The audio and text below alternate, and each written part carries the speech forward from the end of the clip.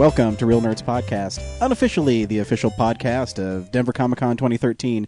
You can log on to denvercomiccon.com right now and buy tickets to the main event at the Colorado Convention Center. Do it. You have to, dude. Stan Lee's going to be there. It's going to be so cool. Sometimes I think about how cool it's going to be, and I get so excited that I get jittery. And I have to calm down. My geekiness, knowing that I'm going to be in the same area of Stan Lee, gets me so excited. Oh, man. And it's so good. Dude, and his voice is so cool. I think he has such an iconic voice because you grow up with him narrating. For me, it was PlayStation video games. Yeah. And I was watching that episode of Comic Book Men that he was on from last season. Yeah. And honestly, as I was watching it, I thought, all I want to do, I want to talk to him, I want to get him on the show. I would love to get him on the show. I would love just for a second to get him to say, you listen to the Real Nerds Podcast, Excelsior. Yep. But if none of those things, I just want to give him a hug. Straight up. Do you think he'll let you hug him? Like that? I don't know. I don't know if he lets people do that. That would mean a lot to me. Yeah, that's like the dream. At the very top would just be just let me give you a hug, man. Totally. I love you. Another cool thing that Denver Comic Con does, if you buy a ticket to Denver Comic Con, you are supporting Comic Book Classroom that teaches children how to read after school through comic books. It's cool. It's an after school program. It's totally awesome. Yeah, and it's comics. Who doesn't love reading comic books? It's Nazis.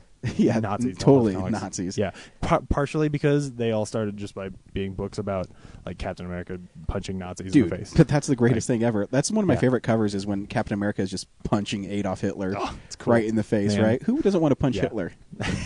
You know what? You know who? Who? Nazis. Yeah, I think towards the end they wanted to punch him too. You're right. Yeah. No, I didn't say Germans. I said Nazis. Gotcha. Yeah.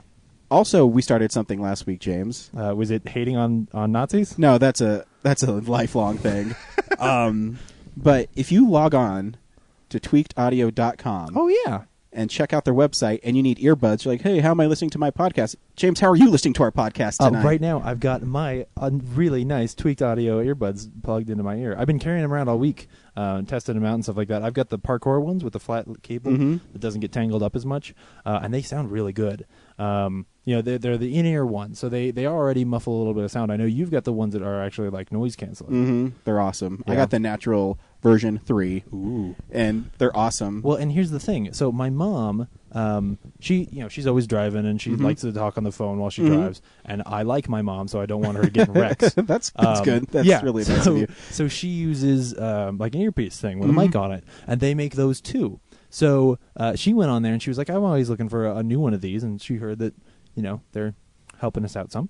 So she was like, well, I'll order a new pair. And so she orders them. They're a fabric cable, which I didn't know they even did, which is really nice. That's they're awesome. really cool.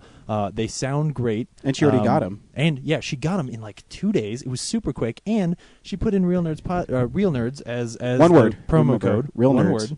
Word. And she got $11 off of her order. Dude, 1/3 off of what she ordered. That is amazing. Awesome. So remember, log on to tweakedaudio.com, buy your earbuds, and when you do the checkout, there's a little promo box. Yeah. And in the promo box, type in Real Nerds, one word, and you get 1/3 off your whole order. Yeah. Not just, you get 1/3 off of a sticker. No, it's 1/3 off your whole order.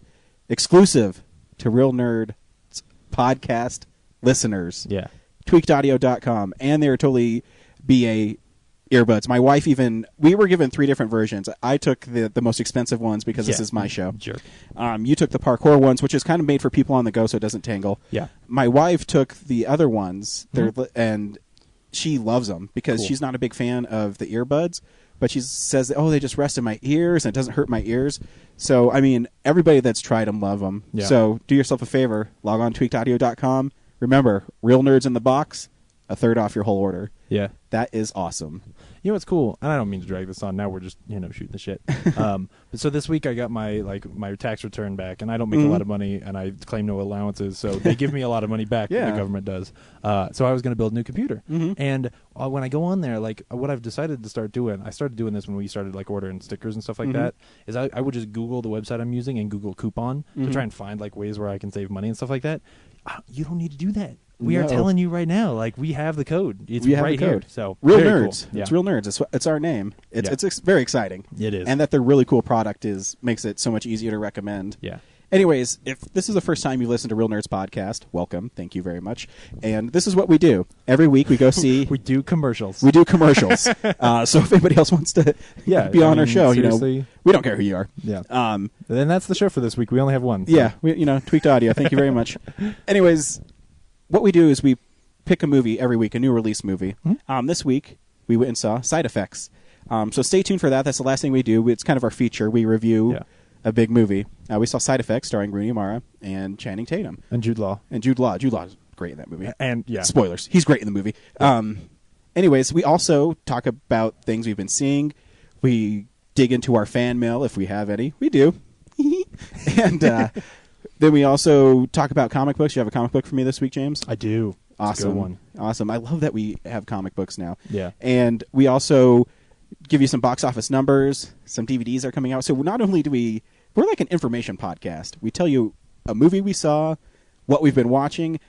Dude, movie studios should be paying us to do this because we are just like a walking billboard for them. It's like information, but not information that you terribly need. Like, it's not news. No. Yeah, it's just fun. It's fun. Yeah. And you know what? That's the great thing about movies is they should be fun. Amen. And the mission statement of the Real Nerds this year. Actually, when did we start this mission statement? Oh, man. Not long after we started. But our mission statement is we go into every movie expecting it to be good. Yeah. Except for James' shit show review, which you can read on realnerdspodcast.com.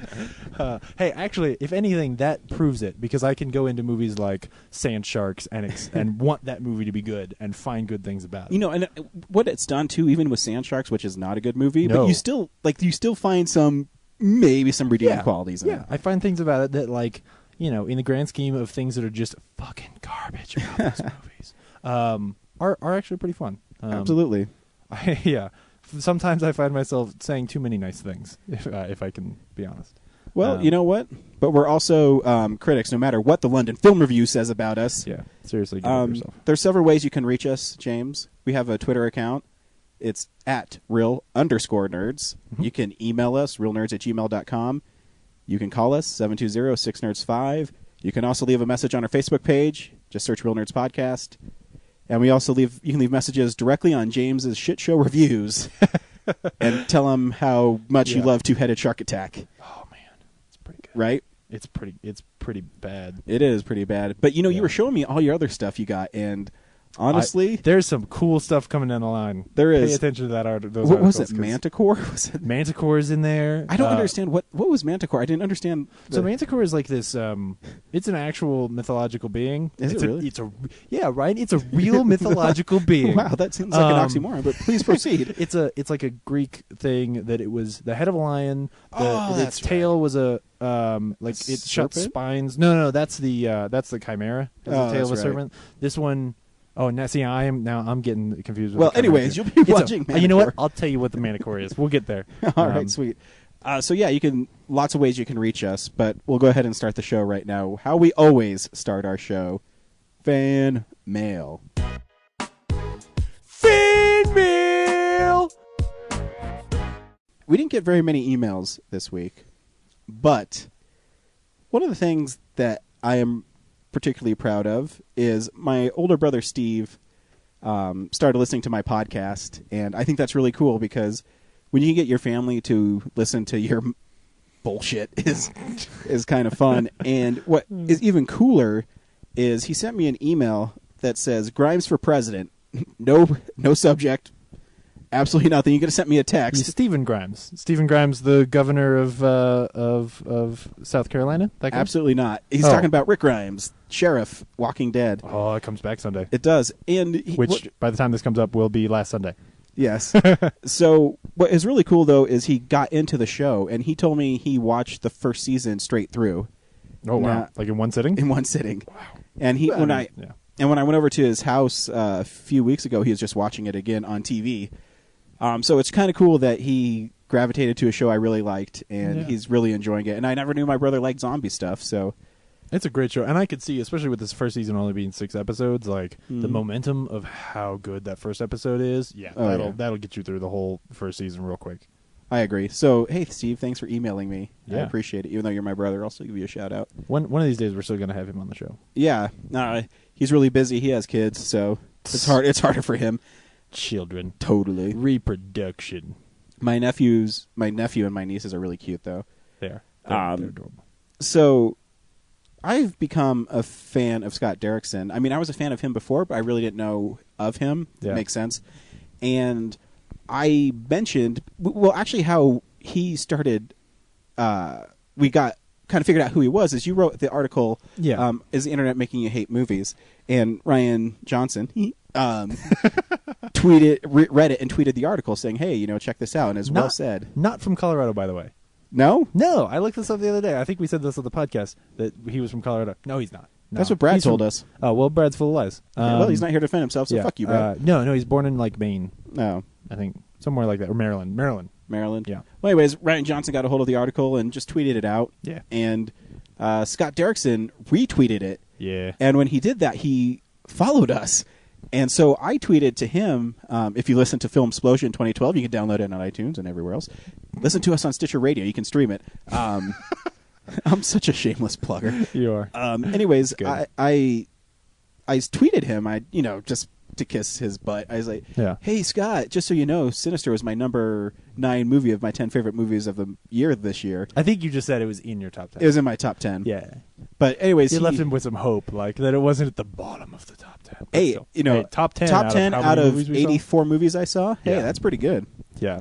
And was The Dark Knight on your top 10? It was. Oh, okay. Shoot. I was trying to think of one that was something that was great that wasn't on your top 10 list.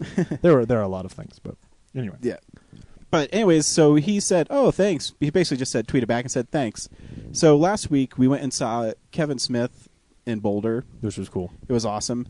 And I just so happened to look at Kevin Smith. He has a podcast called Smoothie Makers, and Scott Derrickson had a 2-parter on there. I said, oh, I kind of want to hear what he has to say. And I downloaded it, and I was listening to it. It was great. I mean, it's a great interview. Yeah. And I mean, I know I'm promoting somebody else's podcast, but if you ever... Hey, what's good for one person's podcast is good for another. Exactly. Exactly. Yeah. And this is it's a great interview, and he talks about the movie making business and how hard it was for him to get started and the budgets he had to fight. And I didn't know he directed The Day the Earth Stood Still, and he goes into depth about the troubles with that movie. Never saying it was a bad movie, just happened during the writer's strike. So exactly. But anyways, I went to Kevin Smith's Twitter account and I said, hey, Kevin and Scott, great interview, and you made me go out and buy Hellraiser Inferno, which was his first major movie that he directed, and first studio film. Yeah, and what was cool is Kevin Smith favorited that tweet. Hell yeah, he did. So that's kind of cool. Thank you. And then Scott Derrickson retweeted it and sent back, much appreciated, that I bought Hellraiser Inferno. It's too nice. That's awesome. Yeah. So, that's why you when you're trying to get out there, you just got to kiss the right butts. And But it's honestly not kissing his ass because he's really nice, and you should really listen to this podcast. It's really good, and he's so intelligent, and just listening to him talk. Both those guys are great. And Kevin is really good at interviewing people like that. He is. Those ones that he did, the Fat Man on Batman episodes, the ones where he interviewed Mark Hamill and people like that. Amazing. Oh, yeah. He is so laid back. The way he talks to people, it's great. And a little side note on Sinister, I didn't know the budget of it. It cost $3 million to make. This is not a $3 million movie. And when you have someone like Ethan Hawke in it, who's a star. Got paid pennies. He probably got paid scale, would be my guess. Yeah. Or maybe just a little more. Maybe he got points. Oh, I'm sure he did. But, Scott Derrickson talks about how he's going to get paid if the movie does well, and it made like $50 million just in America, so I'm sure he made money off of it. Yeah. Well, actors don't get points a lot anymore, but, for something like that, he might have been able to negotiate it. And it's a great movie, and you'll probably hear me talk about it next week. Ooh. But anyways, that was really cool, and I'm going to put out there, Mr. Derrickson, if you're listening to our podcast right now and you're back in Denver, your hometown, he says, I really want to go on a podcast. The Real Nerds are situated here in Denver. I got nobody to go see a movie with. The Real Nerds will see a movie with you. And if you want to just come here and talk about your movies, you know what? You should come on our podcast and sit down and do a director's commentary with Hellraiser Inferno with me now that I own the movie. Oh, my God. That would be awesome. Pipe dreams, right? Pipe dreams. Yeah. And then he can stick around for when we do a commentary for Father's Day. Yeah. He has nothing better to do, right? Yeah, he's got nothing better to do than come hang out with us and watch Father's Day. Totally. Oh, no. I hope he hasn't seen Father's Day. He might have. I hope most human beings haven't seen Father's Day. Well, I'm sure most human beings have not seen Father's Day. I'm sure it's a very select few. No one in India saw Father's Day. All right. Anyways, that's it for fan mail. We really didn't get too much this week. No, but some cool ones. We got some cool ones. Thanks for everybody who liked us this week, and thanks for tweeting us. We got a shout out from another podcast asking about Denver Comic Con. Just remember, they're the ones who are going to have the answers for you. So, like, if you're listening to this episode, just email them, because unfortunately, I don't know either. Yeah. Well, and, what we sort of discovered last year when we were still sort of getting started, I mean, we've been doing this for over a year at the time that DCC happened, but what we discovered is if you just ask people for things, they kind of will just open some doors for you. And if you take advantage of that, it's really awesome stuff can happen. So. Yeah. So our advice is is just, keep on emailing them. They're really nice people, and they'll always email you back eventually. And, just go out and do it.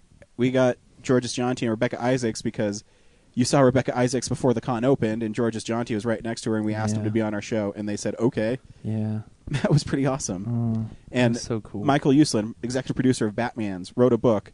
I walked up to him, and I just said, Michael Uslan, would you mind being on a Nobody podcast? And you know what he said to me?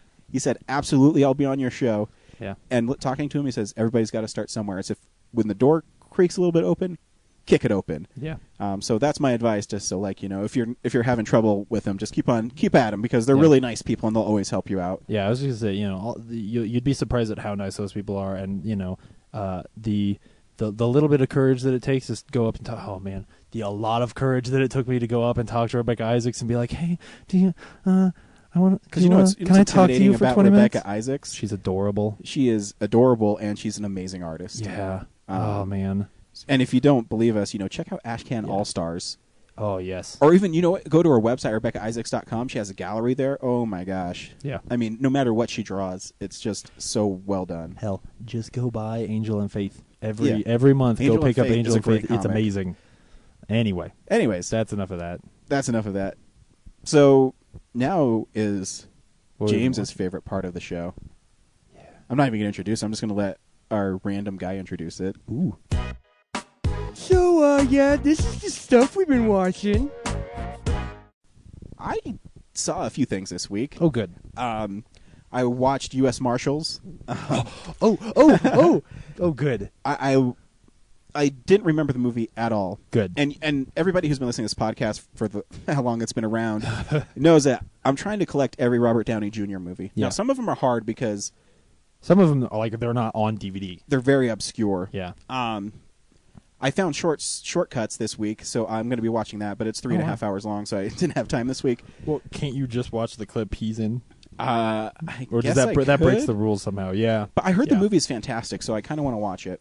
But anyways, back to U.S. Marshals. This is the sequel to The Fugitive. Where Tommy Lee Jones... Which is a great movie. The Fugitive is an amazing movie. I think you got to keep in mind that this is a sequel to a great movie.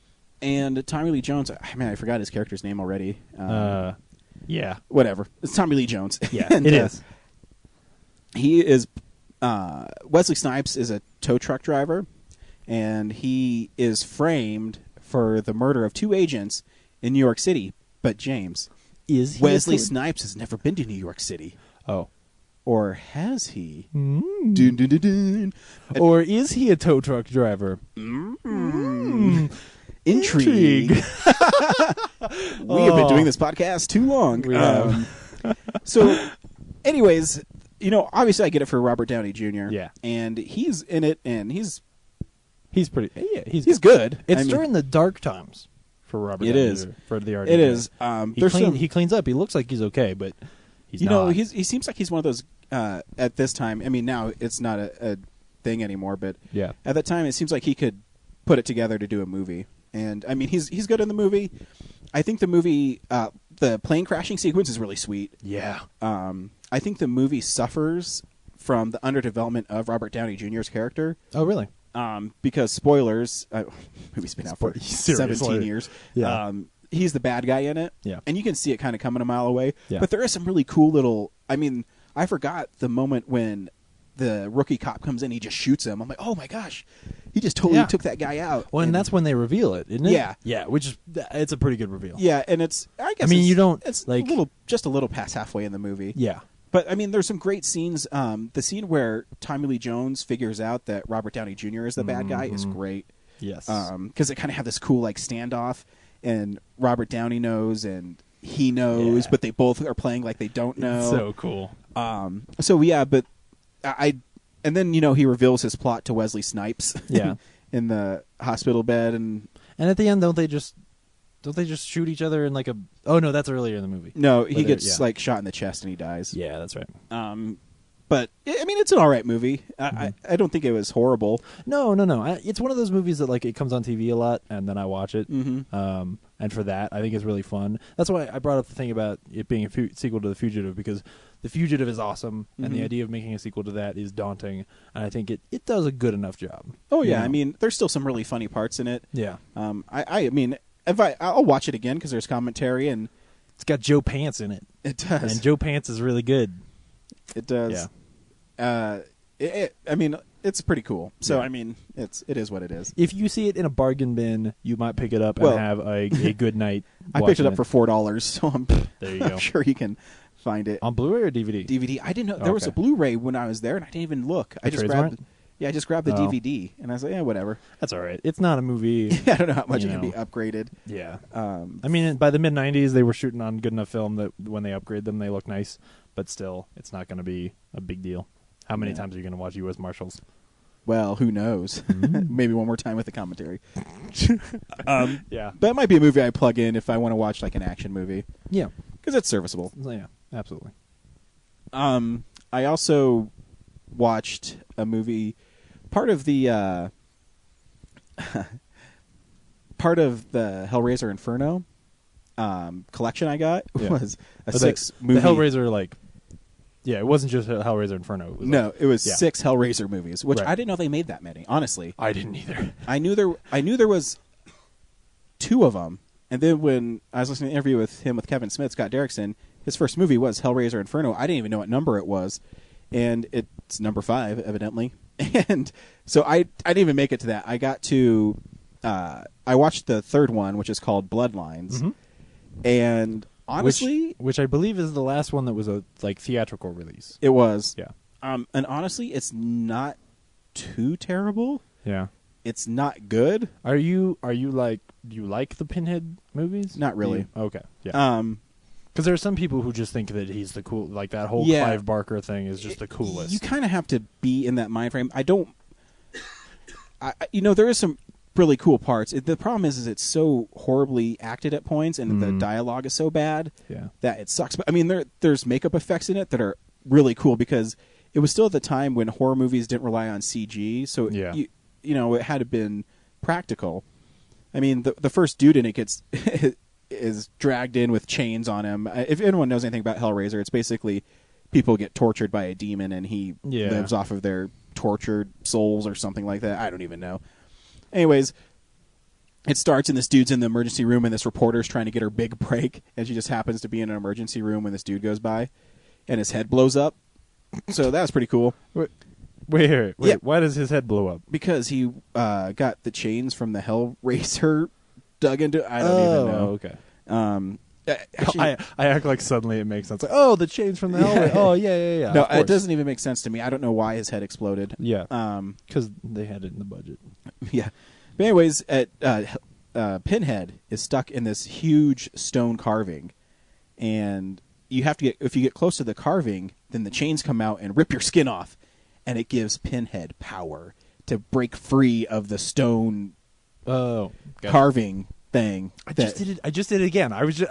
They keep convincing me about Pinhead. Yeah. Okay. Yeah. Sure. He gets. But I mean, there was a really cool effect where actually there was a funny scene that takes place in this nightclub called the Boiler Room, and the guy who runs the nightclub, I forget his character's name, but he's the typical douchebag guy. Is it a gay nightclub? No. Oh, okay. And anyways, he lures this girl back into his nightclub apartment. It's like this apartment he has in the back room where I guess he just has sex with women.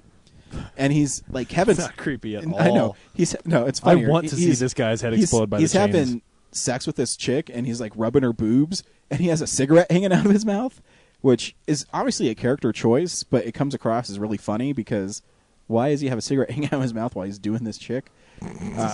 But he needs more than one vice at a time. That's how hardcore this guy is. This guy is pretty hardcore. Yeah, when he stops having sex, he has to start doing heroin. So that's when the chick found out that he only drug her back to his apartment in the back of his nightclub to have sex with her.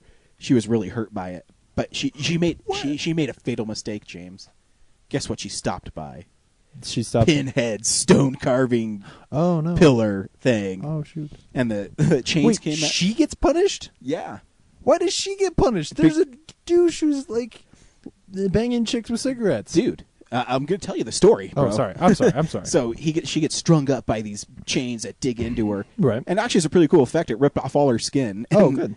And it was a pretty cool effect. And then she gets eaten by the stone hellhounds. monster okay. Sure. thing. Stone Sure. thing. Uh-huh. And so then Pinhead has strength now to talk to this guy, and he wants him to lure women to his crib so he can feed off of them. Oh. And when it goes south, then Pinhead just eats that bad guy, and he breaks free.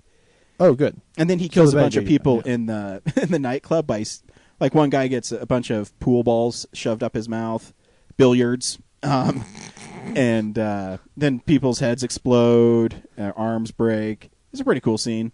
Oh, okay. And, whatever. Now, so at the end of the movie, Pinhead is released on the nightclub world, and then that's like No, he has a bunch of demons. so like the next movie, he's running a nightclub and like selling cocaine in the back. That'd be sweet, but there's something to do with like the cube keeps them locked up. Oh, I haven't seen the first one in years, so I don't even remember. because the cube is a 3-act structure, and so in the third act, Sure. it pulls him back into the cube. Sure. So it gives like an origin story of Pinhead, that he wow. was a German soldier in World War I, and he was actually a good guy, but then he got corrupted by I don't even understand it. And I watched the movie. Yeah. Anyways, so the last thing I'll say about the movie is there's a point where Pinhead and his army of demon guys are walking down the street, and there's police officers, and they're all shooting at him. Do all of the demons look like him, or No, is it just they all he's the only one that's got like he killed a Pinhead? cameraman from the reporter lady, and he had like a camera eyeball, and so Oh, I see, because he's been turning these people into demons. exactly. Gotcha. So they're chasing this reporter lady down the street, and these cops are shooting at him, and the lady said, "No, you can't stop him. Just run away." And the cops are like, whatever, and they just keep on shooting him. And then this one demon, I don't know where he gets it from, throws gasoline on all the cops, and it gets even funnier. So then the one lady cop, after they get showered with gasoline, she goes, "Oh, it's gasoline!" And then they get blown up. They get blown up? They don't get set on fire. They don't burn. They just explode. The fire gets them, and then it Oh. explodes. They Because because the gasoline on the outside of them burned down to the gasoline that they had been eating. Exactly. And then that compresses the gas in Totally. their stomach, and then that causes it to explode. Oh, dude, totally. Yeah, exactly. So, so stay tuned next week. I hope I'll try to get through most of them. oh no. So you'll hear more from Hellraiser. One of the Hellraiser subtitles is Deader. No, it's not. It is. It No, is it's not. Deader. Is that even a word? Ladies and gentlemen, look forward to my shit show review of Hellraiser 17 Deader. Deader. And the last thing I saw this week was Aqua Teen Hunger Force : movie film for theaters, I think is how it goes. Yeah, it is. Have you seen it before? No. Oh. It is really funny. Yeah. It's like the show, but it does have an overarching story. Yeah. But it's also as weird as the show, where there's a lot of just random. It goes shit. crazy. The plot. Yes, there is a story, sort of, Yeah. but the way they get from A to D is not through B and C. When you turn it on, and right away that's let's go to the movies. Oh, yeah. And then I'm going to put that on our website. That's how we feel, because those singing, dancing condiments are replaced by these like badass nacho condiments and pretzels, and they sing death metal about how they're gonna throw your baby in the street or something if you make noise and have it ran over. And then they go to the Aqua Teen, and they're coming out of the Sphinx's butt, like it's shitting. That's where they came from. That's where they came from. And then it's really goofy, and it's Frylock is saying, "Oh, I'm so stupid," and then Master Shake beats up a poodle, and like a giant poodle. Yeah. And then you realize that Master Shake is telling the story. Yeah. Master Shake's my favorite character on the show. So. Oh yeah, mine's Meatwad. Yeah. All because of that episode when they're looking for the PDA, which is easily my favorite episode. And they go to like the submarine, and there's the captain who's getting on there, and he's like, "Hey, who wants to come up here and get sexy with the captain?" Like because they're on this boat, and he's like doing the voiceover. Oh, because it's one of those like those cruise ships from a theme park, where the guy's talking about like, "Oh no, we're getting attacked by the tar monster or whatever." And he's like, and then he gets creepy, like he is some kind of weird pedophile and wants to see if anybody wants to come up and get sexy with the captain. And afterwards, there's just this great line where they're rolling home, and Meatwad is really sad that they left already, and he says something like, "I wanted to go up there and get sexy with the captain," or whatever he said. And just the way he says it is hilarious. Well, too, they have that. What's that robot? He says 1,000 years ago. Oh yes, yeah. I forget the name of that robot, but it's funny. Yeah. And Carl dies like 3 times in it. Yeah. Gets set on At fire. the end, when Master Shake shows up with that shotgun, oh, it's hilarious. Oh, dude, that movie's man. funny. Yeah. It's just ridiculous. It's really hard to describe because you have to know the show and know that the show is totally ridiculous and awesome. Yeah, don't just go see that movie. Yeah. But I enjoyed it, and I had fun watching it. It made me laugh out loud tons. Yeah. Where what I don't even some of the characters' names. The like spiky alien guys. They're like German. Oh, the Plutonians, yeah. Yeah. Oh yeah, that and when him and the robot start making out, oh, that felt really good. Oh yeah. Oh, but man. my favorite long running joke in that whole movie is like when they say "fuck." There's like a beep in the background, but you still hear "fuck." Well, yeah, because that's the other thing is that they are allowed to, they pull out all the stops. They can do whatever they want in that one. So, and the Abraham Lincoln at the beginning was funny. I can't believe that movie got made. I know. It's so weird. It only cost like $200,000. I was reading about it. It made money. It only made like $2 million in the theater, but it made tons of money. Yeah. I mean, I saw it in theaters, and it was, I'm sure it was just those guys like goofing around, coming up with stuff, and just in their free time making that movie. But what's cool is that's an out-of-print DVD, and I found it at Tradesmart. Oh, so wow. It was kind of cool that I found it, and it's fun. So if you've never seen it, maybe watch the show first before you watch it, but you'll enjoy it. And that's what I watched this week, James. What did you watch? Cool. Well, first of all, I didn't finish it, but I'm still watching House of Cards. I've got like an episode and a half left. Oh, well, that's good, because last week you only had almost an episode. I had almost an episode under my belt. Are you still liking it? Yeah, I am still really liking it. I sort of understand now that what it's really about is this guy who is sort of addicted to power. He really likes being in control, and it's hard to say that there is like a season-long arc. It's just sort of that things, I don't know, things happen, and he has these relationships with people, and you sort of watch as he tries to manipulate people, and then it starts to go wrong. And part of it is that right now, this one guy he's been manipulating the whole season, things are getting weird with, and so I don't know where that's going to go. But I am really enjoying it. The thing, probably my biggest takeaway here is Robin Wright is awesome. Quit saying Penn. I know. Friggin' Sean Penn, he ruins she's everything. So cute still. Like, I think she's really pretty still. She's, I mean, how old is and she? she's in her like 40s, right? I think she's older than that. Really? I think she's like pushing 50. I think she's in her 40s, but I don't think she's quite 50 yet. Yeah, she might not be, but I mean, she's getting there. Pretty though. Yeah, and here she is like, she's stoic and controlling and like very reserved, and it's really hot. It Nice. just is. I don't know what it is. And I've had. I've probably had a crush on her my entire life. Well, yeah, because you grew up with The Princess Bride, so did I, so you have to love her in that. I know. Yeah, it's true. I mean, I also have a crush on Carrie Elways. I'm not ashamed to admit it. Jennifer Connelly. Yeah. Who is I think 50 now. Or maybe no. She can't be 50. She's like 45, sorry. She's pretty. Yeah. Yeah. Well, I grew up with The Rocketeer, and so my whole life it's been like, Jennifer Connelly. Anyway, now it's getting creepy. It is. But speaking of creepy, my biggest takeaway here is how great Kate Mara is. Really? Like, she's that's so really shocking good to me. Yeah, I know, and that's the thing. I kept thinking like, okay, she started off. The first time I think I saw her in anything was Shooter, that Marky Mark sniper movie. Mm-hmm.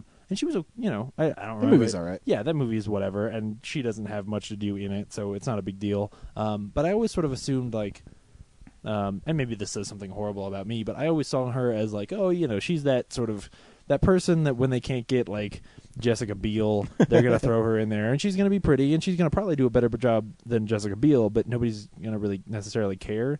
But she has chosen roles. Yeah, I think. Absolutely. But I think better than that is that she has chosen roles very smartly, so that I look at her now as like a very serious actor. You know, like I expect her to be in really quality things and doing a great job, and she is setting that bar very high here. I think she's really good. So yeah, check that out. Obviously, if you've got Netflix. Oh yeah, I should. I haven't opened up Netflix in forever because I got so many movies lately. Yeah. I should. Hey, that's not a bad thing. It's really not. I also got to watch We Bought a Zoo because I picked it up at Tradesmart. And this happened because my folks rented it a few weeks ago, and they were like, "It's really good. You should see this movie." And it's really good. Is it? It's precious in a certain way, you know. Well, are you talking about Precious the movie? No.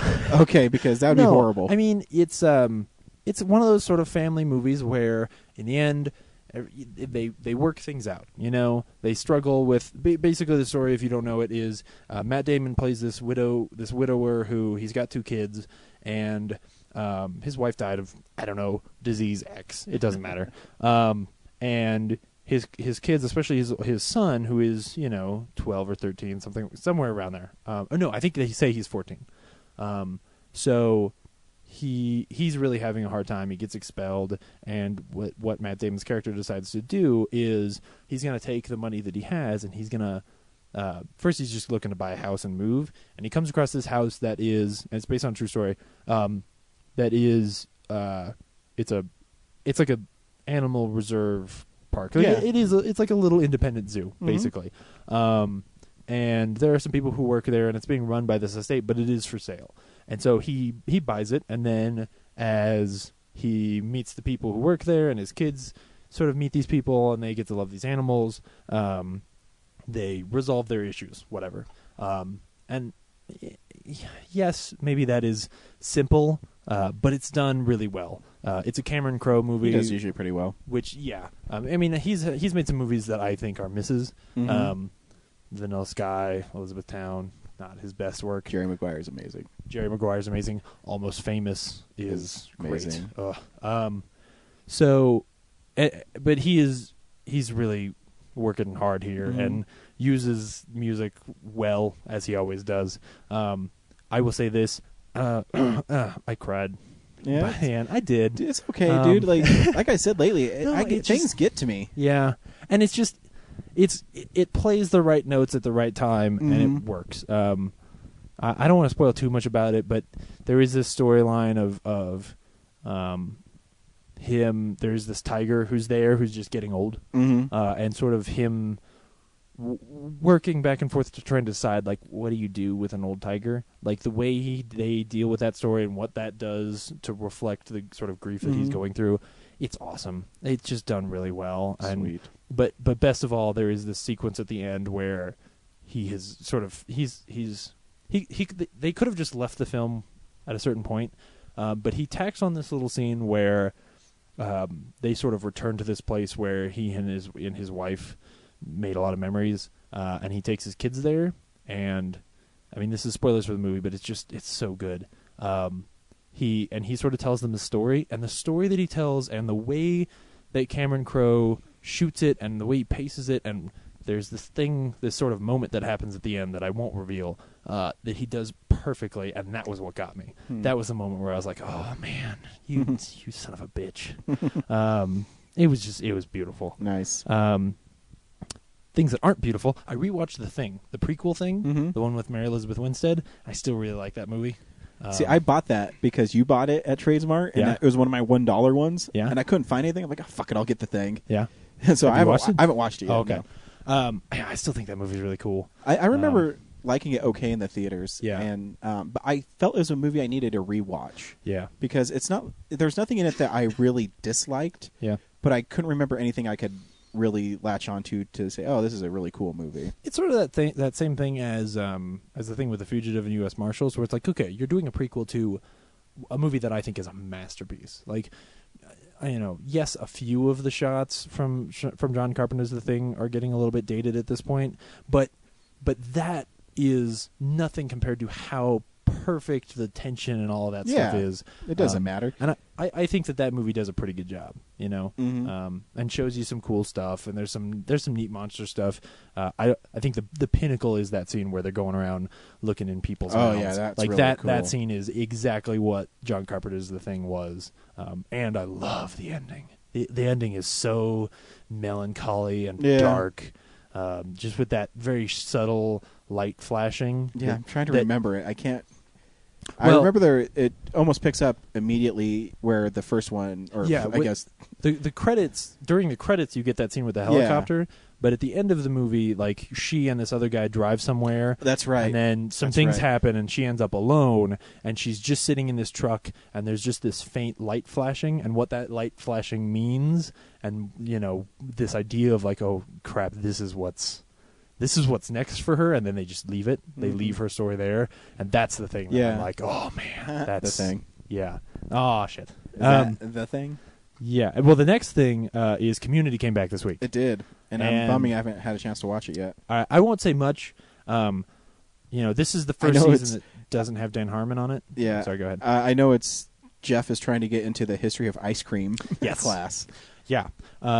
Which all of that story, the story of the episode is whatever. I think the important thing here is that because this is the first episode we've seen without Dan Harmon on it, I think it changes a little bit of the way I look at the show. Mm-hmm. With a show like this, when you watch an episode, you kind of just give it the benefit of the doubt when you already like it, like it's won you over. Sure. And when there's something like this happens, and you sort of it taints you a little bit, because you end up watching it and going like, well, is this as good as it used to be? And the truth is, I think it is. I think they're doing a really good job. I'm sure most of the writers there are still the same. Obviously, all the talent is still the same. And the opening sequence I thought was brilliant. The at the very beginning, they find a way to trick you. They try to find a way to make the show into like a really hammy sitcom with like a real bad laugh track and stuff like that, and where like everybody's doing these horrible sitcom-y jokes and stuff like that.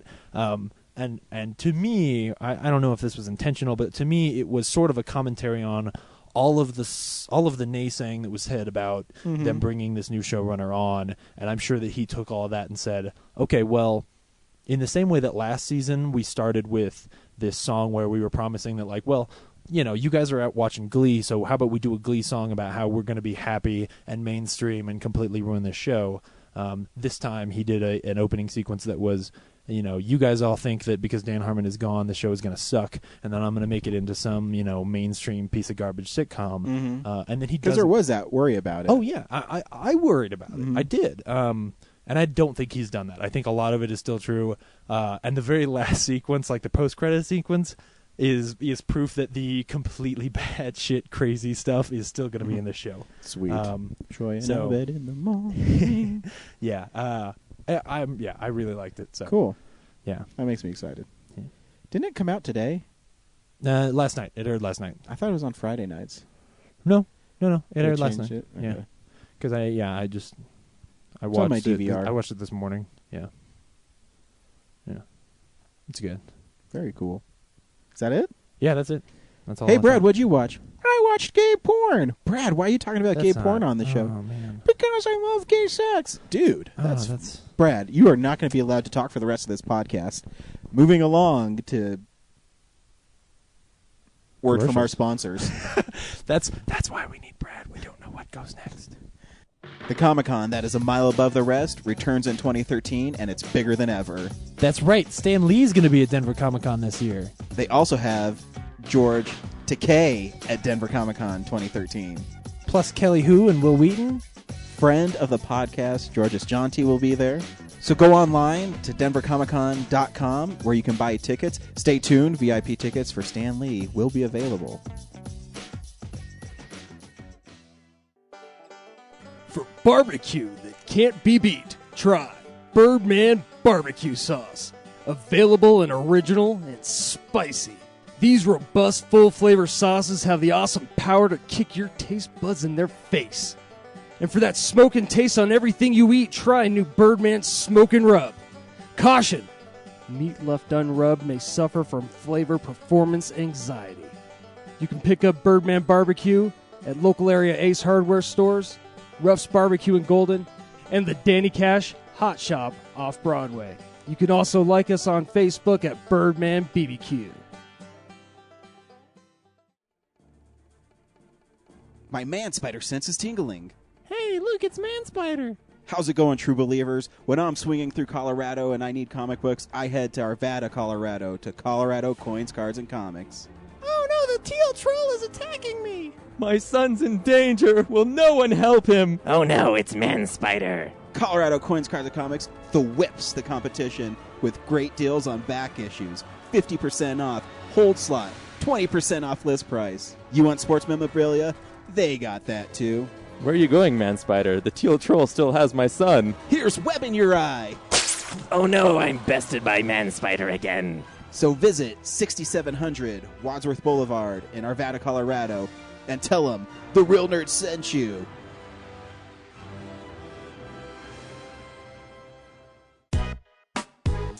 This is the box office stats. You don't need to pull it up, James. I already know. Warm Bodies was the number one movie in the land with 20 million. See? Yeah, What see, did you, thank you. what I did think you it's just say? 19.7. I'm trying to get there. It's 20. It's $20 million. Yeah. Which the reviews for this have actually been pretty good. Yeah. And, Word of mouth we is were good. never going to see this movie. Ever Nope. going to see this movie. And guess what? We're still not. False, James. No, I'm just kidding. We did have this great thing going with our listener, Cora's boyfriend, Michael, where we were just going to show up and be like, hey, you're part of the Real Nerds podcast this week, and we're seeing Warm Bodies. Yeah. And I guess she figured out. Michael sent me an email saying she figured it out. So next week, stay tuned for superfan Cora on the Real Nerds podcast when we see Warm Bodies. Yeah. And Die Hard. And hopefully we're going to be able to get Die Hard in there. We're hopefully going to get to see that. Maybe she'll want to see both. Who knows? Yeah, I don't know. I don't know. Bullet to the Head, which is the movie we saw, Was- came in at 6. Yeah, with not surprising. Almost, $4.5 million. I liked So- it, but But here's the thing about last week that I think is the coolest. Number 2, Hansel and Gretel. yes. That's Dude, pretty I got an email from Amazon touting the Blu-ray release of it, and I said I want to get that on Blu-ray. I was looking at. I said something about this on Facebook. The if you go to Rotten Tomatoes, it's like a 15% or Yeah. something like that, and then the audience review is like 65%. Like it's such a stark it's difference. because and you read the little snippets from the people who didn't like it, and I really feel like they don't get it. No, I think so too. I think that's a problem sometimes with critics. Yeah. Is I think they not. I don't know. I think they see a movie like that and they go, "This is a piece of shit." Yeah. And they go to it and they go, "Oh yeah, this is a piece of shit." And then that means that they never open up to it and go like, "Okay, what is this movie trying to be?" Exactly. And I'm not trying to say that Hansel and Gretel is the greatest thing ever. But It's you know what? dumb, but it's so much fun. I liked Hansel and Gretel so. I'm going to say Hansel. I liked Hansel? Hansel and Gretel so much Hansel. that one of my $1 Blu-rays at Second Spins, I've been going everywhere because I have all this store credit. Yeah. Is Prince of Persia. Oh yeah, because of Gemma Arterton. Arterton is in Yeah. it. So I'm going to watch it just for her. That's cool. Anyways, Box Office Mojo, of course, gives you all box office numbers. Yeah. And what am I going to watch next week? You mean on DVD? I was saying that up. Oh, James, oh, so yeah, you okay. want to talk over it, so it won't be hard for Brad to edit. And it'd be like, oh, I didn't have to introduce a segment. It's just going to go fall right in there. That's so cool. But now you just fucked it up. DVD releases and Blu-rays.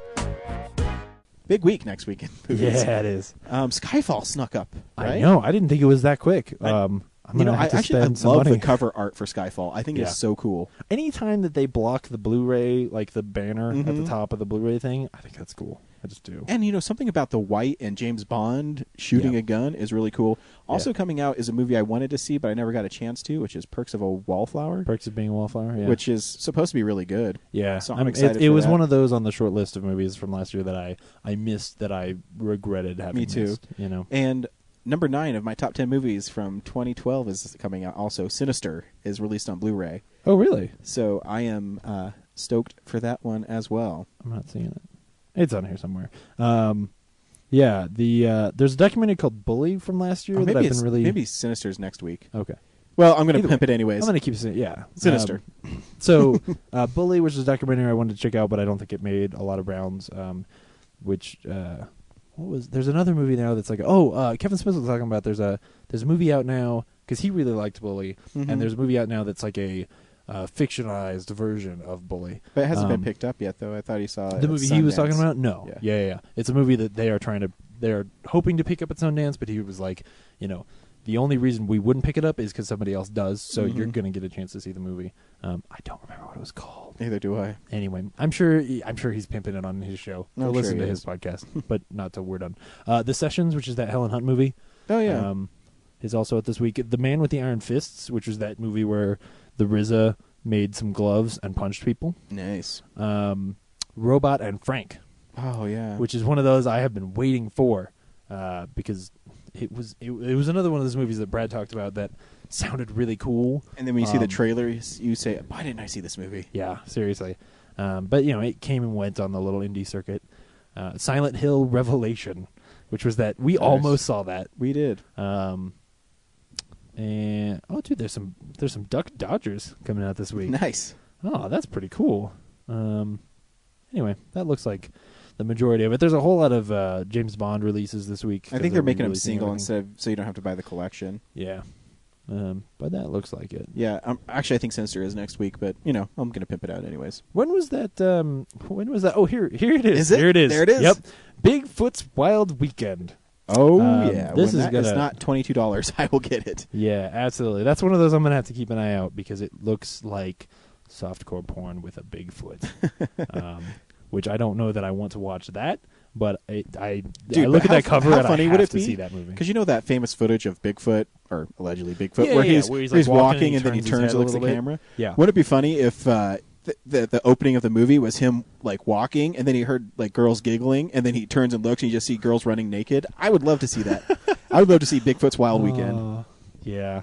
It's kind of like with Iron Sky, where it's like if you tell me that there are Nazis on the back of the moon, I have to watch your movie. If you tell me you're going to make a movie about like Bigfoot running around having a nice spring break time, I have to see that movie. It's just like a rule somewhere.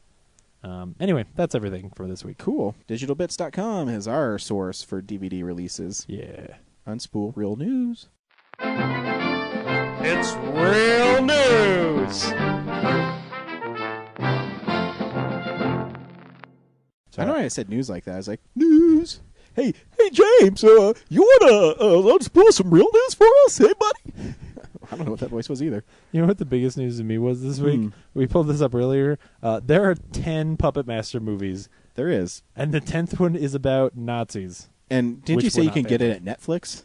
Redbox. Yeah, it's a Redbox. Yeah, it's a Redbox. Like you can drive to your local Walgreens and watch a movie about the Puppet Master and Nazis. Well, and that means that Redbox paid Puppet Master to have that movie in their kiosks. So, if you want to pick it up, Puppet Master 10. I've seen the first one. Yeah. Before we get into actual news, we don't usually talk about trailers, but the Super Bowl was last week. Mhm. Did you watch the Super Bowl? Of course. I didn't. I was at work. And I honestly didn't know who won until like the next day. It doesn't matter. It's not the Broncos. Exactly. But with the Super Bowl comes lots of trailers, and some of them were actually pretty interesting. They were. First of all, we got a new trailer for Oz, and that looks awesome. Yeah. But nothing really new as far as that's concerned. No, I think they're leaving a lot of it kind of under wraps. Yeah, because a lot of it seemed like footage we'd seen before, but just sort of re-edited. Yeah. One of my favorite scenes in that is the Wicked Witch in like the fire. Oh, That's so awesome. I'm so glad they're putting that in every trailer now because Yeah. it's so cool.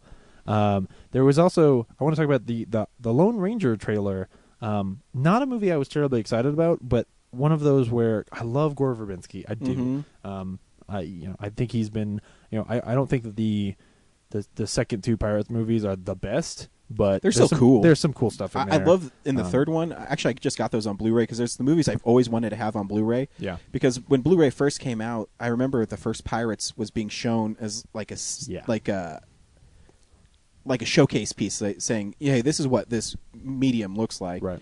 And so I've always wanted them, and I got them last week because of my incredible trade-ins that I got. Yeah. And so I haven't had a chance to watch them. But that scene where in the third one where they're in like the big whirlpool. the whirlpool, and Yeah. it is amazing. Yeah, it is. So I'm kind of excited to see that again. And the things that I don't like about those movies are not because of Gore Verbinski. No. You know, and I feel like somebody who was not as talented, man, that first movie, I Rob really feel Marshall. like that first movie 20 years from now, I'm still going to be talking about how cool that movie Oh, is. yeah, it's Like, it's amazing. really a tight script and you know, yeah, it's a fun popcorn movie, but the best kind of fun popcorn Oh yeah, movie. no, I agree.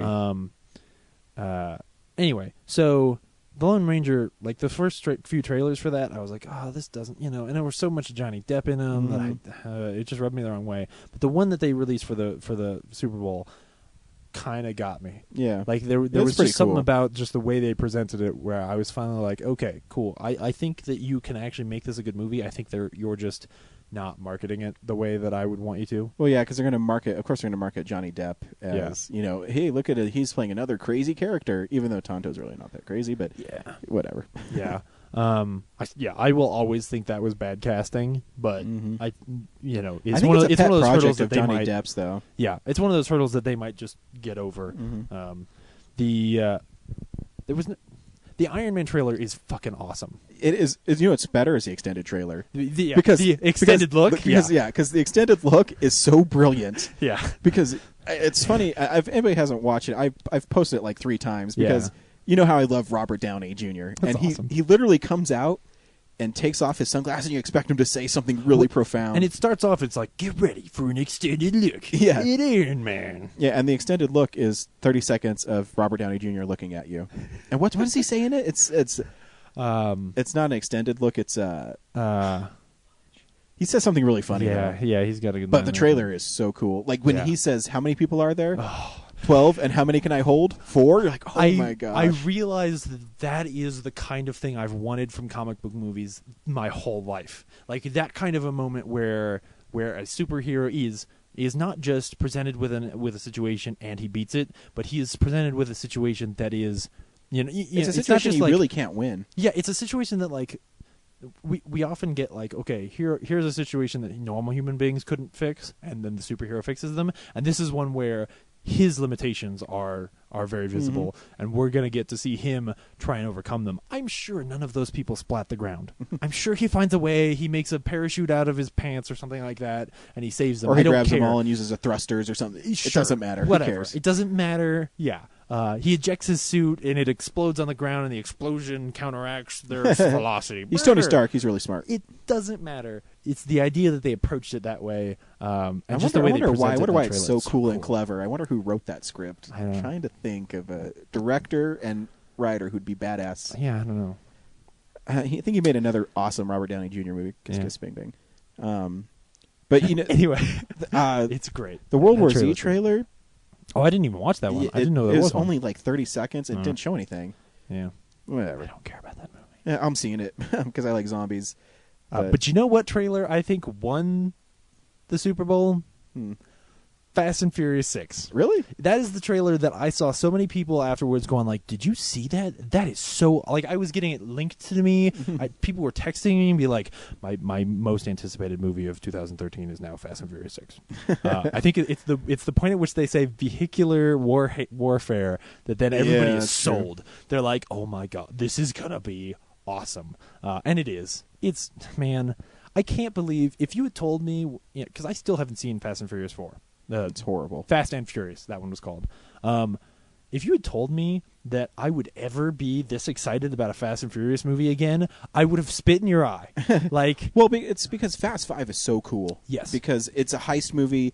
And, you know, I'm a big fan of Dwayne The Rock Johnson, but he Yeah. really actually elevates the movie. I think does. so because he's so charismatic. Yeah. And that he's back in it. And yeah, I don't know what it is about the tonal shift or if it's just that at a certain point they stop taking themselves seriously in any way with that movie, and so they just started having fun again. Exactly.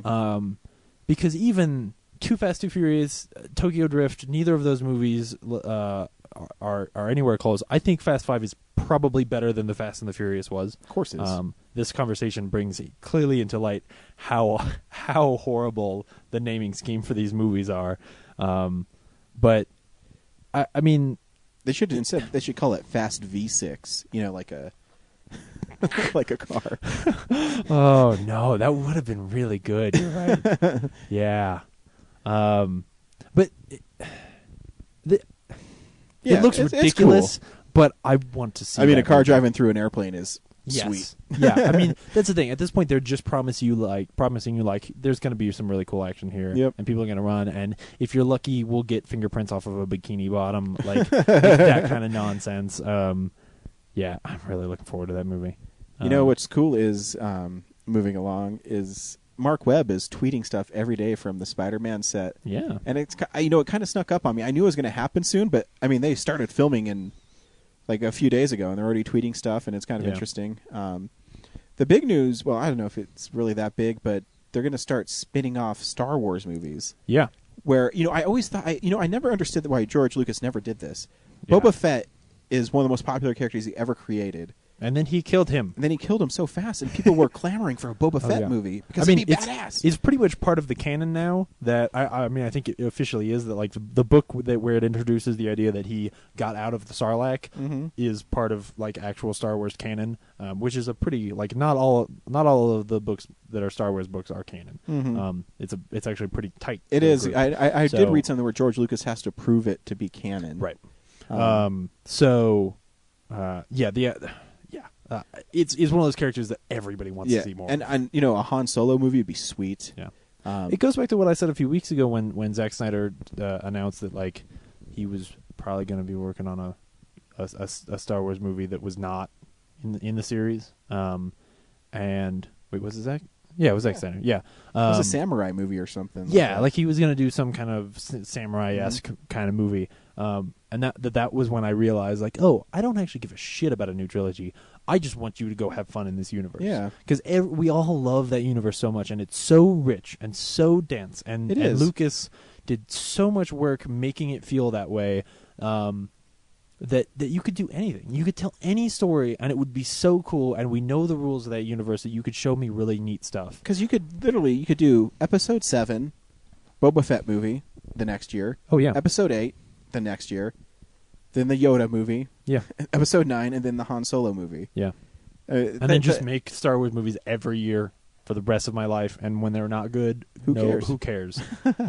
Like that is how great that universe is. I That agree. As long as you don't get into the mindset that Lucas had, where everything is part of this, this one storyline, and one little thing affects something else. If you really free yourself up and say, like, okay, we're going to make these movies, and if one sucks or if one introduces some idea that's dumb, the rest can ignore them. Like, you get flying Rancors or some shit in one movie. That sounds awesome. That does. I'm sorry. Dude, if you have Rancors with jetpacks, and let's say Boba has to get them. not jetpacks. They have wings or something. That'd be sweet. I finished reading Rocketeer Cargo of Doom recently, so no. Yes. It will not be Yes. Do not pretend dinosaurs like that or is not Rancors. awesome. It's not awesome. It is awesome. Oh, that book made me so fucking pissed. Anyway, Anyways, like as long as you don't treat it like something where you could introduce something like midichlorians and just fuck all the other movies up, I think it's something where you could make a bad movie and it won't matter. That's what's so cool about that universe, even Star Trek doesn't even really have that, because the Star Trek universe is pretty tight. That if you feel like you want to do something crazy like blow up Vulcan, you have to reboot the universe and create a different universe entirely in order to do it. And Star Wars, you can do whatever you want. Like, yep. It's cool. What else you got for me, James? This is something we should have talked about last week, but I missed it. The Evil Dead got an that's right. NC-17. That's right. It did get an NC-17. Yeah. And it also moved up a week in release. Oh, yeah, that's right. Yeah. It's not surprised. I'm not shocked. I mean, those trailers, like, disturb me a little bit just to watch them. So, yeah, you're right. I wasn't horribly did you surprised. read the interview with the director about it? I read it. It was 2 weeks ago. He basically said that he made the movie he wanted to make knowing he'd have to make cuts. So he made it, submitted it, and he said he didn't have to make too many. But that just means that we'll see it in theaters, and then we know we'll get an unrated cut. Yeah. Yeah. Because the unfortunate thing is it's being released by a studio, and there's no way they'd release it NC-17. Yeah. Yeah, that's true. It's one of those things where I feel like it's just sort of dumb that... No, it's like, dumb the because NC-17 everybody knows what kind of movie it is. Yeah, exactly. And, like, yes, it's going to be really disturbing, but we're not talking about porn. Yeah. You know, like, it's not something where they're not going to be able to advertise it in a way where people aren't going to know what they're going to see. What's the name of the movie? Evil Dead. Yeah. You're not. You know? And unless the only thing you know is, oh, yeah, Army of Darkness, that was an Evil Dead movie. These are, kitsch, funny movies. These are funny man movies. Like, do you want to know what the original name of Evil Dead was? Not the remake, but the series? No. Yeah, I mean, I do want to know. These witches are bitches. True story. Oh, man, that's good. Read that in the Evil Dead Companion. Yeah. And based on what we've seen from the trailers, they couldn't cut a trailer for that movie that made it look not like what it is. So it's just it's a shame, I guess, but we'll get it eventually. Yeah. I had a feeling it was going to be. The truth is, I've seen those trailers. I don't know that I want to watch the director's cut of that movie. I think I might want them to censor it a little for me. Yeah. This is a weird one. J.J. Abrams and Gabe Newell announced this week that they are working together on something. Nobody's quite sure whether or not it's a Portal movie or a Half-Life movie. Nobody's even quite sure if it's a movie. This could, if you don't know who Gabe Newell is, this is a movie podcast. Not everybody does. I don't think you do. He's the guy he created Valve, which is a video game company, and they made Half-Life. Yeah, I've read a lot of interviews with him. Yeah, he's a really smart dude. Mm-hmm. It's unfortunate they don't make more games. As a gamer, that's how I feel, because it's been like 10 years now since Half-Life 2. But what they've done for like the PC market and stuff like that with Steam, and his whole way of looking at when you bought Portal on PS3, it came with a free pass to also own it on your PC, because Gabe Newell is one of those guys who looks at it and goes like, no, you bought it. It's the same thing. Like whether it's on your PC or your PS3, it's the same thing. So if you buy it once, you own it on all of them, which is awesome. Like he's one of those cool, forward-thinking guys. And for him teaming up with J.J. Abrams, I want to know what it is, and I want it in my eyes right now. But the cool thing is, it might be some kind of video game movie crossover thing where the two of them will be intertwined in some way. It's just interesting. It's two good guys who think like that. You know what I mean? It's two guys that know how. J.J. Abrams knows how to market things, and he knows how to make games. So yeah, it's still sort of up in the air as to what exactly it is, but whatever it is, it's gonna be awesome. And then in the last few weeks, we've gotten a lot of Days of Future Past, the X-Men First Class sequel, casting news. Mostly just being that like everybody that they can get back from the original series is coming back. Ellen Page is going to be in it. She's so cute. Yeah. Who else was it? Hugh Jackman. Shawn Ashmore, who plays Iceman. Oh yeah. But the weirdest thing here, and the reason I think it's interesting to talk about, is that it's a series that, especially because of The Last Stand, I feel like is one that deserved getting rebooted, if that makes sense. Like they squandered so much greatness with The Last Stand that I felt like, if you start over again, cool. But this movie is going to tie them all together in a very, we said before the show, in a very like Avengers-esque kind of way, where they're going to try to get everybody into this movie. Yeah. That it almost solidifies The Last Stand too much. Like I'm afraid that. And I think you have to understand, too, about X-Men comics, is they have so many different timelines. Yeah. They have so many different worlds, because even Days of Future Past is a separate timeline than actual. Right. X-Men is really confusing. It is. So, to me, all I care about is sweet mutant action. Yeah. The truth is, now that you say that, it would be really cool if they just like somehow retconned out The Last Stand. Like if by the end of the movie, like the whole story is that they have to go back and like somehow they just stop Scott from getting killed. Well, he was killed off camera. Well, no, but that's the thing. Like if we say he really was killed in The Last Stand, but then at the end of Days of Future Past, they've gone through time and space and they save him from getting killed and they erase all of The Last Stand, and then we can just make another normal X-Men movie, have it be in canon and be fine. Yeah, like I don't mind The Last Stand, but that was the one thing that really bothered me is they Yeah. killed Cyclops off screen. Yes, Yeah, come they on. kill the leader of the X-Men. Like, yes, guys, I know the Wolverine is cool, but he is not no, the leader he's a of the loner. X-Men. Yeah, like in That's the why same he's a way, Wolverine. in the same way that you don't kill Captain America, Yeah. because it's not all about Iron Man. Sorry. Anyway, I think that's most of the news, unless I missed something else. I don't think so. I Yeah. think we got it all. Yeah, So, James, me. what's on top of your stack this week? What's up, nerds? It's the Comics Corner. All right, this is a really cool one. I'm excited about this one. Cool. They have just started a book called Star Trek Countdown to Darkness, Yeah. which they did Star Trek Countdown before the first J.J. Abrams Star Trek movie, Mhm. and this one, Countdown to Darkness, is obviously their sort of prequel series to Star Trek Into Darkness this summer. And the very first issue is out. It's a week or two old now. You should definitely pick it up. Basically, it's going to sort of bridge the gap between the two movies a little bit, and it's well written. I'm liking the characters and stuff like that. I think they get the tone and the voices of those characters fairly well. And the art it draws that really cool line between trying to be too photorealistic and then just sort of getting the essence of those characters right on the page. It's the kind of thing that George Jonti and Rebecca Isaacs do really well. And what it does is it introduces at the end, and this is not really spoilers, it introduces at the end this guy who apparently used to be the captain of the Enterprise. And he is somehow going to be involved in the movie, but nobody's quite sure how. We're not sure, if this book is going to really reveal too much about who Benedict Cumberbatch is playing or not. I'm sure it won't really reveal it, but for Star Trek fans, it might point people in the right direction.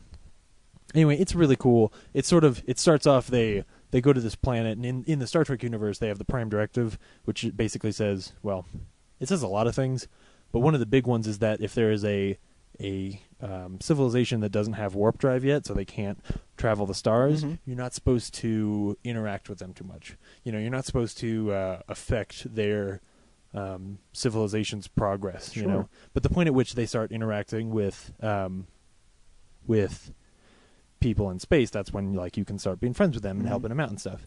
And so they go to this planet where there's stuff going on, and they're like, hey, these people are like in Roman times, and yet they're doing stuff that seems like it's crazy futuristic.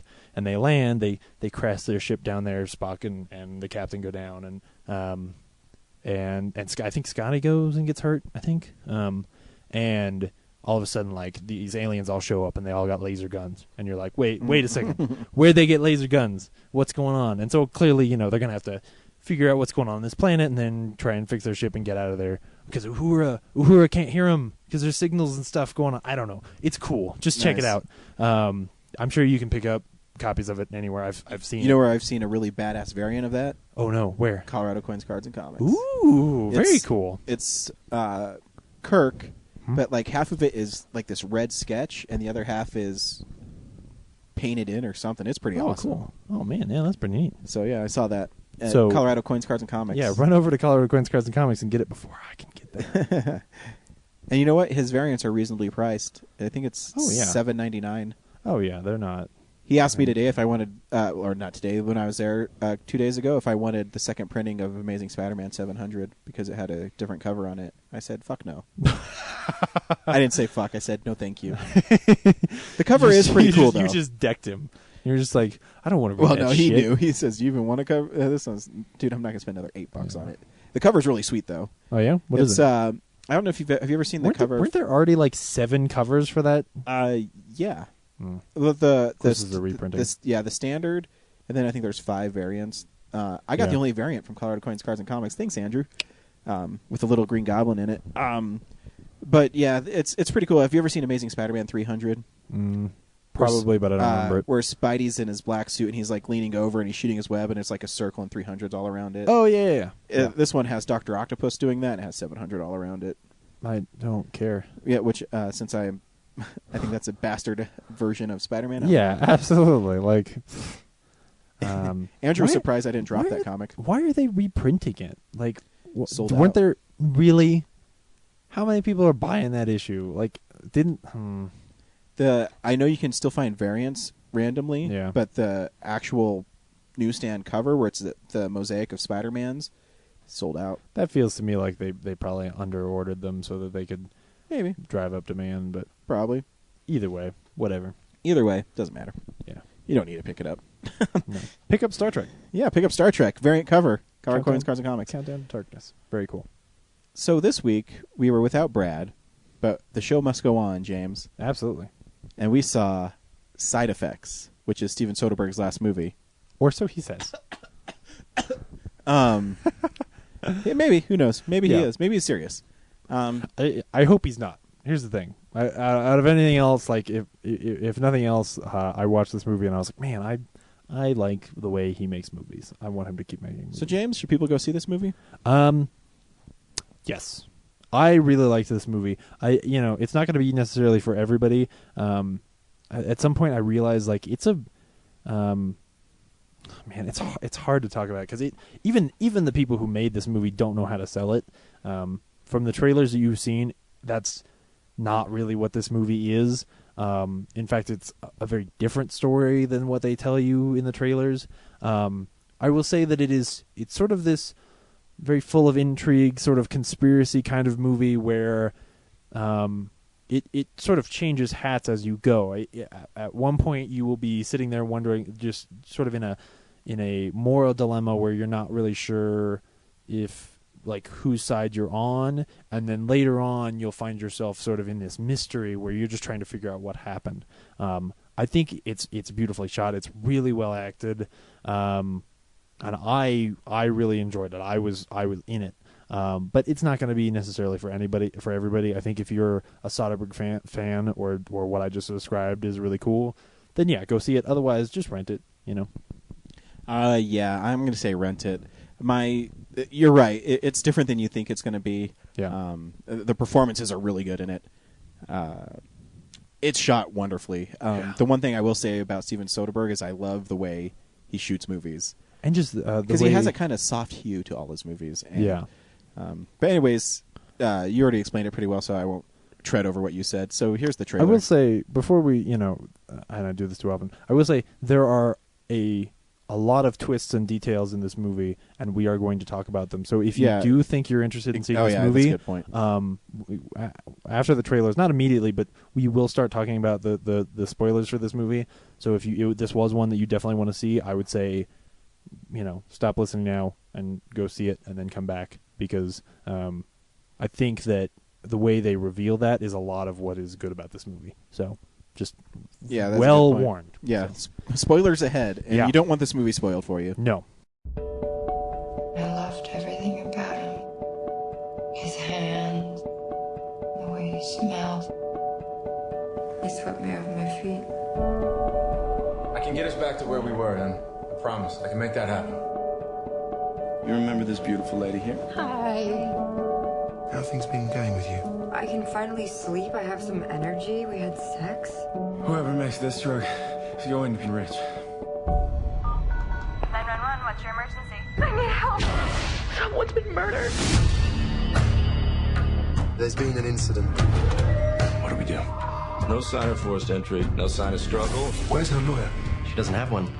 Just kept talking about you. I don't understand why this is happening. You know her? Would you have treated her differently if she was a man? That's not what happened. Em, what is going on? I put her on a Blixa. I don't think you should be my doctor anymore. I think she requires more observation. Someone gets punished. It's all gonna go away. It's gonna follow you around forever. I had no idea this was going on. Stop! He made me He'd been lying to her, and he was lying to me. I would never be here if it weren't for you. I want my life back! You know I'm not crazy. Everyone knows everything. Em, are you awake? Destroy that before it destroys you.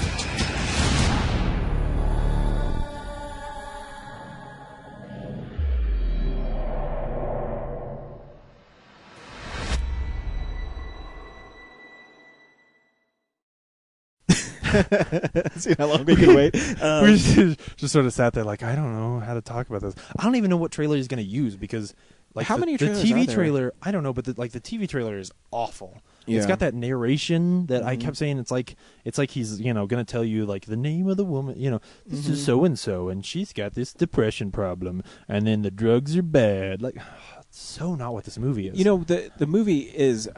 I mean, I said in our little intro that it's wonderfully shot. I mean, Yeah. the thing it's well acted. There's no part in the movie where I didn't believe any part of it, except for, I guess, the one part that was a little irksome is when Rooney Mara like grabs her little purse that has the drugs in it and she runs away, and her coworker said, "What was her character's name? Emily, where are you going?" Oh yeah, that was a little, annoying. And I will say, if anybody drops the ball, it's Catherine Zeta-Jones. I think that, especially at the end, some of her role as she becomes involved, I was kind of like, this is weird. But the movie starts with Rooney Mara's character visiting Channing Tatum's character, who's in prison. It actually starts with that sort of very quiet shot of like blood on the ground and a sailboat. And so it That's just gives you a timestamp, and then it jumps back 3 months, and it underpins the whole movie with this sort of idea that like something really bad is going to happen. So and I think what it gives that was him a shocking part in the movie to me. Oh yeah. As soon as he turns the tension on like crazy. Like as soon as we cut to her in the kitchen, we just sort of see the close up of her hands in the kitchen. I was terrified. Yeah, and it's all because of the power of that first shot. Yeah, because the first shot, there's bloody footprints on the floor. Yeah, and you don't know what it means. You don't know what it means, and they set it up so well, where she is depressed because her husband is arrested for insider trading. Yeah, and he's sent away for 4 years in this prison. She sees him every weekend, and he finally gets out. And when he gets out, she becomes depressed because it's like he came back into her life, and they don't have the life they used to have. Well, and I guess she had some depression problems before that. And depression problems you before sort that. of learn things that have happened. And so it goes on this really weird thing where she's prescribed these drugs, and she sleepwalks. Yeah, and she makes meals for her baby that was miscarried. Yeah, and Channing Tatum actually plays the role of the concerned husband. He's really concerned about her. And encourages her to go to therapy. Goes to a therapy session with her, and she recommends all these drugs. And so that moment you're talking about, that sleepwalking, where she's making breakfast at one point for nobody, and so that scene is so quiet and haunting. Yeah, where it's like the kind of scene that a lot of horror movies want to have. Exactly. Where there's nothing visually weird on the screen. It's just the way the person is behaving is so bizarre. Like they seem possessed. I mean, it's so well done that because that she's not herself. Yeah, and she's cutting the spoilers. Make sure stop. This is the point. Stop. If you which I think in the trailer they kind of say something about like, at some point she but still. Anyway, she's chopping this pepper, and Channing Tatum comes home, and he thinks she's sleepwalking again. He walks up to her and he says, "Hey, babe, what are you doing?" And she just turns and like stabs him. Yeah, like right in the stomach, like 3 or 4 times. Yeah, and I mean it was so shocking. There was girls in our audience that gasped. Yeah, and then he got stabbed in the back, and he falls over, and she just walks and goes to sleep like she was asleep. Yeah. And what was great, this is where I was into the movie, but then it was kind of a boring movie to me. Yeah. Nothing really happened for a long time. It's a very, slow burn of a movie, So I can see that. But I did appreciate that part because I thought it was pretty horrific, and it was something I didn't expect to happen. No. And so Channing Tatum dies, and she doesn't remember it. And Jude Law plays her psychiatrist, who's I think he's really great in this movie. He's amazing. It's maybe the best I've ever seen him. Yeah. So that happens, and and then to me the big problem is they keep on having twist after twist after twist, and I think it's kind of goofy. See, that was the thing that I kind of liked about it, because for me,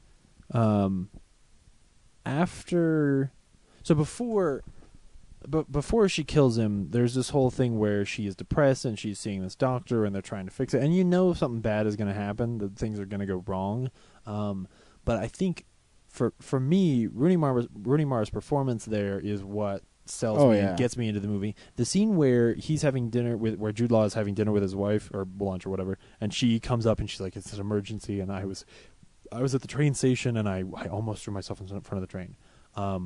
She totally sold me there, and I had this moment where like I just wanted to help her. Yeah, like she really got to me in this way where I cared about her, and it's one of I don't tend to care about characters who are just depressed. Like in a lot of movies, if the only thing that really defines them is that they're sad, I just sort of think they're shitty. like in real life, obviously that's not true. Like people who really have depression, but yeah, it's done so well here. Well, I think there's there's a great line that Jude Law says. He's being interviewed because what happens is people are trying to find out can someone have intent to kill somebody if they're sleepwalking because of the drugs they're on. That's the whole point of the movie. So is she going to get off for murdering her husband because she didn't know? Yeah, like who is to blame for this? Exactly. So they're interviewing Dr. Banks, who's Jude Law's character, and the guy asks him, he says, "Well, why didn't you practice in England?" He says, "Because in England, if you're mentally ill, if you go to see a therapist, you're sick. In America, you're getting help." Yeah. And the way so I really like that part. And I think that is what clicks here for me, is that in a lot of movies, if somebody's depressed, they just make them be sad a lot.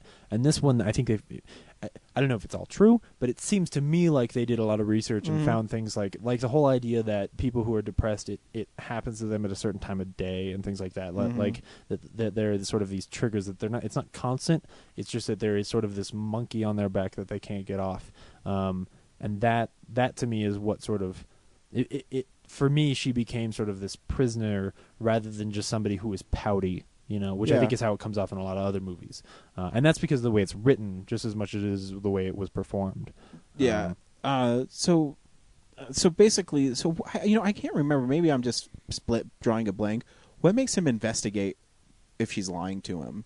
Well, is it because of the trial that he... It's because he was under so much pressure because they were blaming him for prescribing her these drugs. Yeah, and so because after she kills her husband, it goes into the next part of the movie, which is where I was really invested, where they sort of the middle third of the film, where because she's killed her husband, they introduce it as this whole sort of moral dilemma of like, who is to blame here? Like, was this his fault? And I'm sort of on everybody's side. Yeah. Like that's what's it's really a struggle to watch that part, because while something horrible has happened, it's like this is a crime where it's like there's no one to blame. Like you can't blame her because she was on these drugs and she was sleepwalking and all of that, and it was just a horrible accident. And you have a hard time blaming him because you feel like from everything we've seen, he's just trying to help her, and maybe his motivations for pushing for drugs and stuff like that, maybe that's one thing, but that doesn't come across as like his reason for doing it. Like he really is just trying to help her. And I mean, there's even that scene where Channing Tatum says like, "Hey, can we find a different drug than this one?" And everybody involved is just kind of like, "Well, this is sort of working. Maybe we can just treat the symptom," and things like that. So you really can't blame anybody, and that was where I was like, "Oh shit, this is great!" Like, you've given me something to really think about at that moment too, because Channing Tatum says, "Should we try a different drug?" And Jude Law even says, "Well, if you want, we can try this, that." And Rooney Mara's character says, "No, she's the one." Yeah. Yep. And so there's little things. That's the one thing that.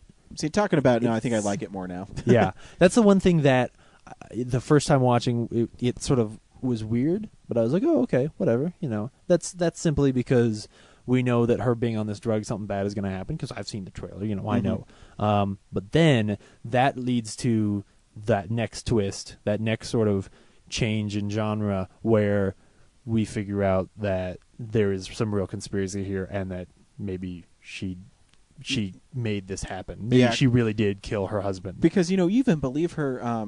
There's a part in the movie where no one believes him that he's whatever. He loses his wife and all this jazz or whatever. Yeah. So he goes and sees her again. He says, I'm going to inject you with a drug, and it's going to make you sleepy. And I'm going to ask you questions. It's going to make you tell the truth. And he says, if you tell the truth, then it'll basically exonerate you. You don't have to worry about, any repercussions. Yeah.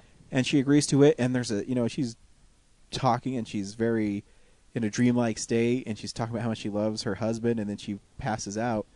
And then you find out that he just gave her saline, just salt water. Yeah. So then he figures out that it's an act, and Yeah. he twists. Once he knows that she's lying, He then does- it's like, okay, my life has fallen apart because of this. I'm going to get her. And he does some really cool reverse psychology on everybody. Oh, yeah. The way he starts just running the board now, after now that. I'm kind of liking this movie more. Now that I'm talking about it. Yeah. Thinking Like about the it. way he starts running the board after that, where he's like playing them against each other and figuring out, he has figured out enough that he knows how he can think that he can make them think that he's a step ahead of them, even though he's not. And as they think that, then they reveal stuff to him. And yeah, the way that he then, the thing that I almost love the most is that, yes, he reveals this conspiracy and figures out that, like, okay, they were conning these people, and that this whole time she wasn't even taking the drug, she was just faking it. That's all fine and good. It's the almost malicious, like vindictive way that at the end, because he's her doctor, he controls her life and fucking ruins her, is awesome. Because halfway through that, when he or not that, but when he reveals the saline thing where he did the test and he goes to the cop says, like, it's double jeopardy. Like, we've tried her for killing her husband. There's nothing else we can do. So even if you prove without a doubt that she was sane and that she did it, you could have videotape of her, like, laughing and screaming, "I'm sane," while you stab. He doesn't say any of this. Yeah. We still couldn't do anything. And so when the end happens and how he does it, like, there was this moment where I was like, holy shit, like, you're going to let her get away with this? Come on. And then it's worse. Like, you almost feel like Catherine Zeta-Jones gets off better because, and no, it's totally true. Catherine Zeta-Jones gets off better because she goes to jail. He destroys Rooney Mara, like, in a almost sick way, where at the end you're like, oh shit, you're an asshole. But you're right. At the same time, she totally deserved it. Yeah, exactly. It's just premeditated murder. Yeah, like, especially in that scene, I love that little line of dialogue she has where when she's telling the story and she says, like, no, I didn't just go, because he asks, like, when did you decide to kill her husband? And she says, every day, and she says, like, it's not a thing where you just decide, like, you know what, I'm gonna kill my husband and that's fine. Like, every day of her life with him, she was like, I am gonna fucking murder you. And she was working towards that goal, and that's when you realize, like, she deserves to just do anything horrible. Yeah, and remember, the only reason she killed him is because it took her away from the life she thought she deserved with being rich. Yeah, like, she was rich once, and it turned out that was fake, and that sucked. So she decides she's gonna just do all of this for money. It's just, oh man. I will say this last little part too. Remember in our theater when Channing Tatum was dead, and then they zipped up his body bag? Girls in our audience said, "No!" Like, they couldn't believe that Channing Tatum was dead. I want to see more of him in this movie. Yeah, which That's is true. Soderbergh is pretty good at getting really big actors to do little bit parts in his movies. Do you remember the first scene that Channing Tatum shows up and he walks in and he's clearly in jail, and the older couple down the row from us said, "Is he in jail?" Yeah. In case we didn't get it. Oh, those no. people were loud. They were, yeah, I know. And the problem Obnoxious. was, so here's the thing. Don't talk in movies, first of all. Second of all, if you're going to talk in movies, sit close enough to somebody so they can tell you to shut up. Because they were just far enough away that, like, there were a few times where I thought, like, I'm going to have to, like, sort of push Sierra's legs out of the way and walk down there so that I can quietly tell them to shut up. Because I would feel even worse if, like, we're the only people who can hear them, because it was not the most filled theater. If, like, we were the only people who could hear them and I yelled down the lane, like, "Hey, shut up." And then somebody who was having a perfectly good time just heard me yelling, like, that's not cool either. They're like, that big tall guy just told that old couple to shut up. What the fuck's wrong with them? That D-bag with, like, shut up Tourette's who just can't control himself and sometimes needs to tell, like, they would have thought I was talking to Jude Law. Like, Jude Law would be up there and I would just, "Hey, shut up." Yeah, that would have been good, man. Anyways, so that's Side Effects. Now I want to watch it again. Fuck you, James. I think it's a really slow burn movie, and if you're not in the mood for that, to really think and take your time and stuff like that, it can be taxing. But I thought it was really good. I really liked it. So next week we're going to be seeing Warm Bodies and Die Hard. Yeah. So that'll be a fun week. Yeah, it'll. Stay tuned for Cora. Superfan will be on our show next week. That'll be fun too. Very cool. I think her boyfriend Michael will be on the show too. I'm hoping he will be. Yeah. We should have a mic for him. If only in the background, just cheering her on. Wishing her happy Valentine's Day. That'd be awesome.